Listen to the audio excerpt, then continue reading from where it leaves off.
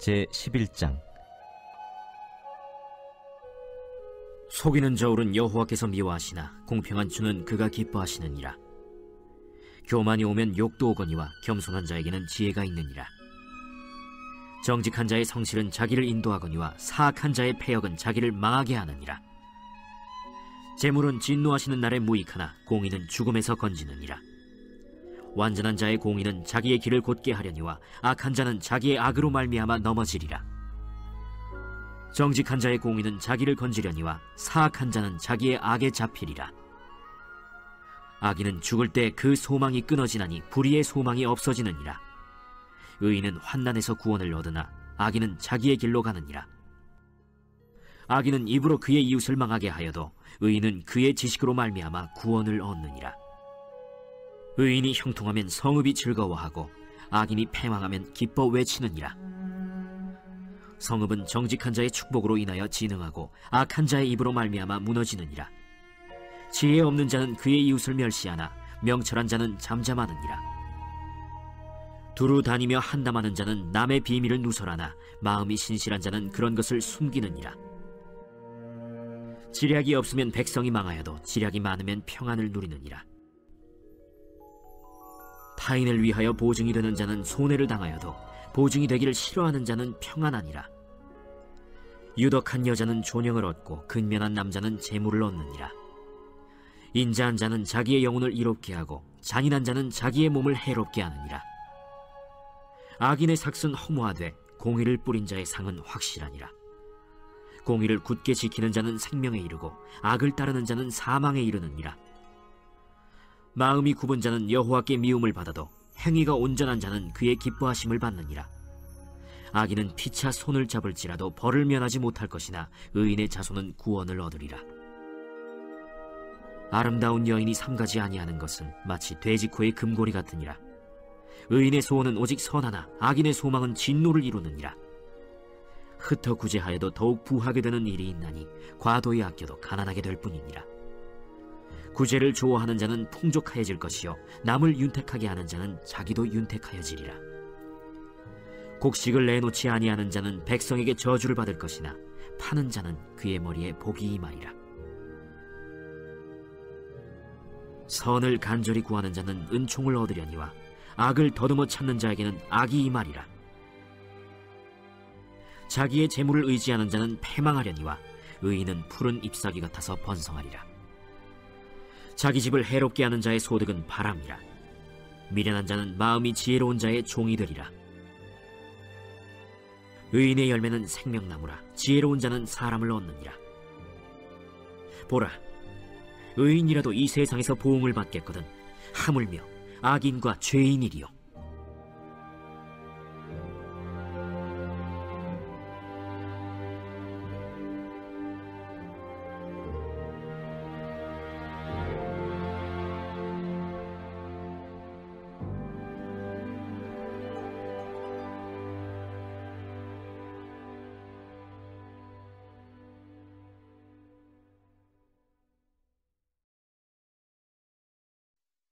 제12장. 훈계를 좋아하는 자는 지식을 좋아하거니와 징계를 싫어하는 자는 짐승과 같으니라.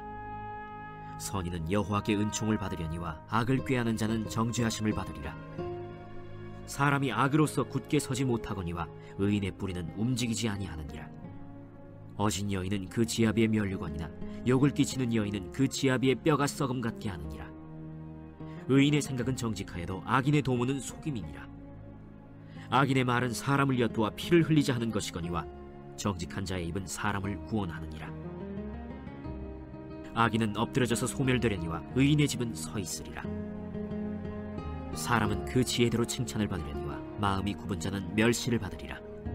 비천히 여김을 받을지라도 종을 부리는 자는 스스로 높은 채하고도 음식이 핍절한 자보다 나으니라. 의인은 자기의 가축의 생명을 돌보나 악인의 긍휼은 잔인이니라. 자기의 토지를 경작하는 자는 먹을 것이 많거니와 방탕한 것을 따르는 자는 지혜가 없느니라. 악인은 불의의 이익을 탐하나 의인은 그 뿌리로 말미암아 결실하느니라. 악인은 입술의 허물로 말미암아 그물에 걸려도 의인은 환난에서 벗어나느니라. 사람은 입의 열매로 말미암아 복록에 족하며 그 손이 행하는 대로 자기가 받느니라. 미련한 자는 자기 행위를 바른 줄로 여기나 지혜로운 자는 권고를 듣느니라. 미련한 자는 당장 분노를 나타내거니와 슬기로운 자는 수욕을 참느니라. 진리를 말하는 자는 의를 나타내어도 거짓 증인은 속이는 말을 하느니라. 칼로 찌름같이 함부로 말하는 자가 있거니와 지혜로운 자의 혀는 양약과 같으니라. 진실한 입술은 영원히 보존되거니와 거짓 혀는 잠시 동안만 있을 뿐이니라. 악을 꾀하는 자의 마음에는 속임이 있고 화평을 의논하는 자에게는 희락이 있느니라. 의인에게는 어떤 재앙도 임하지 아니하려니와 악인에게는 앙화가 가득하리라. 거짓 입술은 여호와께 미움을 받아도 진실하게 행하는 자는 그의 기뻐하심을 받느니라. 슬기로운 자는 지식을 감추어도 미련한 자의 마음은 미련한 것을 전파하느니라. 부지런한 자의 손은 사람을 다스리게 되어도 게으른 자는 불임을 받느니라. 근심이 사람의 마음에 있으면 그것으로 번뇌하게 되나 선한 말은 그것을 즐겁게 하느니라. 의인은 그 이웃의 인도자가 되나 악인의 소행은 자신을 미혹하느니라. 게으른 자는 그 잡을 것도 사냥하지 아니하나니 사람의 부귀는 부지런한 것이니라. 공의로운 길에 생명이 있나니 그 길에는 사망이 없느니라.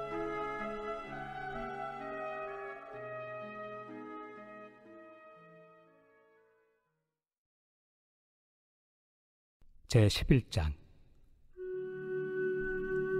내가 그리스도를 본받는 자가 된 것 같이 너희는 나를 본받는 자가 되라. 너희가 모든 일에 나를 기억하고 또 내가 너희에게 전하여 준 대로 그 전통을 너희가 지킴으로 너희를 칭찬하노라. 그러나 나는 너희가 알기를 원하노니 각 남자의 머리는 그리스도요 여자의 머리는 남자요 그리스도의 머리는 하나님이시라. 무릇 남자로서 머리에 무엇을 쓰고 기도나 예언을 하는 자는 그 머리를 욕되게 하는 것이요 무릇 여자로서 머리에 쓴 것을 벗고 기도나 예언을 하는 자는 그 머리를 욕되게 하는 것이니 이는 머리를 민 것과 다름이 없습니다. 만일 여자가 머리를 가리지 않거든 깎을 것이요 만일 깎거나 미는 것이 여자에게 부끄러움이 되거든 가릴지니라. 남자는 하나님의 형상과 영광이니 그 머리를 마땅히 가리지 않거니와 여자는 남자의 영광이니라. 남자가 여자에게서 난 것이 아니요 여자가 남자에게서 났으며 또 남자가 여자를 위하여 지음을 받지 아니하고 여자가 남자를 위하여 지음을 받은 것이니 그러므로 여자는 천사들로 말미암아 권세 아래에 있는 표를 그 머리 위에 둘지니라. 그러나 주 안에는 남자 없이 여자만 있지 않고 여자 없이 남자만 있지 아니하니라. 이는 여자가 남자에게서 난 것 같이 남자도 여자로 말미암아 났습니다. 그리고 모든 것은 하나님에게서 났느니라. 너희는 스스로 판단하라. 여자가 머리를 가리지 않고 하나님께 기도하는 것이 마땅하냐? 만일 남자에게 긴 머리가 있으면 자기에게 부끄러움이 되는 것을 본성이 너희에게 가르치지 아니하느냐? 만일 여자가 긴 머리가 있으면 자기에게 영광이 되나니 긴 머리는 가리는 것을 대신하여 주셨기 때문이니라. 논쟁하려는 생각을 가진 자가 있을지라도 우리에게나 하나님의 모든 교회는 이런 관례가 없느니라. 오늘 제 마음에 와닿는 구절은 잠언 12장 1절 말씀입니다. 훈계를 좋아하는 자는 지식을 좋아하거니와 징계를 싫어하는 자는 짐승과 같으니라. 우리는 사람의 기준으로 비교적 선한 삶을 사는 것이 목적이 아닙니다. 하나님의 기준으로 하나님을 기쁘시게 해드리는 삶을 사는 것이 목적입니다. 우리는 훈계와 징계가 필요한 존재입니다. 하나님은 우리를 무조건적인 사랑으로 사랑하시지만 우리가 하나님을 기쁘시게 해드리는 삶을 살도록 우리는 가르침이 필요합니다. 우리는 죄로 인해 의인이 될 수 없었지만 예수님의 보혈을 의지하여 하나님의 은혜로 의인이 되었습니다. 우리는 의인이지만 의인답게 살도록 우리는 하나님의 지혜가 필요합니다. 의인으로 살도록 하나님께 지혜를 구하고 또 노력할 때 우리는 놀라운 축복을 경험할 수 있습니다. 11장 8절 말씀을 보시면 의인은 환난에서 구원을 얻으니, 하나님은 의인을 구원해 주신다고 약속하십니다. 환난과 시험을 당할 때 하나님께서 의인을 건지실 것입니다. 또 19절 말씀을 보시면 공의를 굳게 지키는 자는 생명에 이르고 악을 따르는 자는 사망에 이르느니라. 의인의 삶을 살 때에 생명을 경험하겠다는 말씀입니다. 생명은 이 땅에서 만족하는 것도 의미하고 영적인 축복도 의미합니다. 내가 익숙한 삶의 방식이 아니더라도, 또 하나님의 방법과 뜻이 이해가 안 되더라도 그분의 말씀을 의지하여 따를 때에 우리는 생명을 경험할 수 있습니다. 사람이 호흡이 있다고, 돈이 있다고, 물질이 있다고 생명이 있는 것은 아닙니다. 무기력하게 사는 사람도 많고, 또 피 터지게 열심히 일하지만 마음에 불안이 가득한 사람도 있습니다. 생명이 없습니다. 생명은 예수님 안에 있습니다.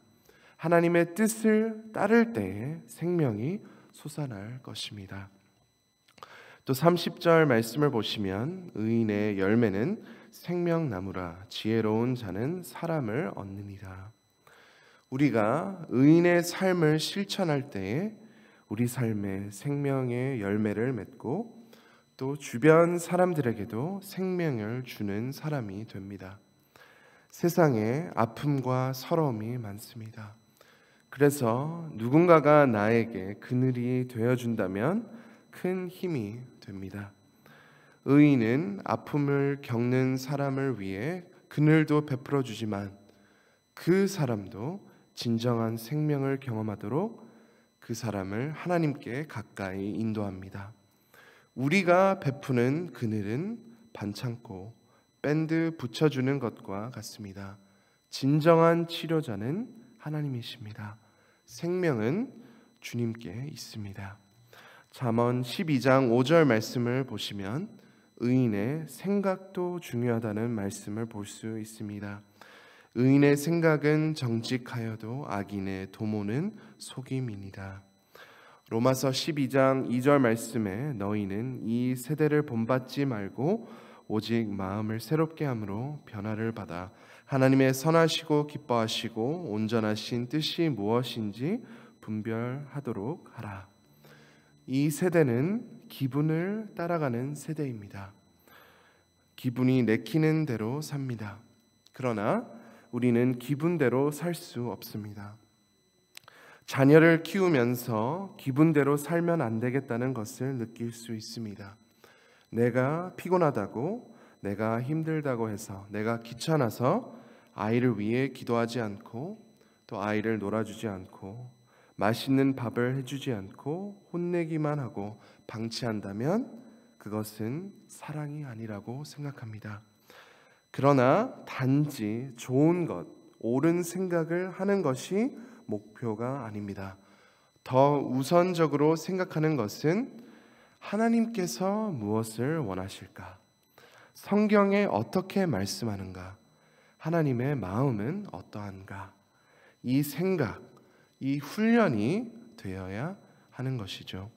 잠언 22장 6절 말씀을 보겠습니다.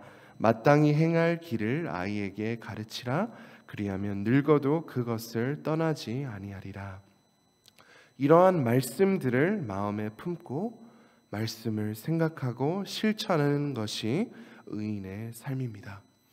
마음이 새롭게 변한 사람은 하나님은 무엇을 원하실까를 먼저 생각하는 사람입니다. 또 25절 말씀을 보시면 근심이 사람의 마음에 있으면 그것으로 번뇌하게 되나 선한 말은 그것을 즐겁게 하느니라. 마음에 근심과 두려움과 걱정이 많으면 우울해진다는 말씀입니다. 그래서 빌립보서 4장 6절 말씀에 이렇게 말씀합니다. 아무것도 염려하지 말고 다만 모든 일에 기도와 간구로 너희 구할 것을 감사함으로 하나님께 아뢰라. 7절 말씀, 그리하면 하나님의 평강이 예수 안에서 너희 마음과 생각을 지키시리라. 아멘. 세상 방식대로, 우리의 방식대로 문제 해결하려고 하면 우울해집니다. 막막하고 숨막히고 또 좌절합니다. 그러나 모든 것을 기도로 감사함으로 하나님께 구하면 하나님의 평강이 우리의 마음과 생각을 지킬 거라는 귀한 약속입니다. 오늘 말씀을 통해 감사할 것은 하나님께서 우리를 의인이 되게 하셨고 의인의 삶을 실천하도록 지혜를 주십니다. 그 지혜를 따르면 생명을 경험하고 주변 사람에게도 생명을 나눌 수 있습니다. 오늘도 지혜의 근본이신 하나님의 말씀을 실천하시고 큰 은혜를 경험하시는 사랑하는 모든 성도님들이 되시기를 간절히 소망합니다. 이 시간 말씀을 붙잡고 함께 기도하겠습니다. 의인의 삶을 실천하게 하옵소서. 내 생각, 세상의 생각을 따르지 말고 하나님의 말씀과 하나님의 마음을 따르는 저희 모두가 되도록 함께 기도하겠습니다. 또 어려움을 겪고 있는 성도님들, 환우님들을 위해 함께 기도하겠습니다. 마지막으로 우크라이나와 러시아를 위해 기도합니다. 전쟁이 속히 중단되고 하나님의 놀라운 뜻이 이루어질 수 있도록 함께 기도하겠습니다. 주여 한번 외치고 다 함께 기도하시겠습니다. 주여!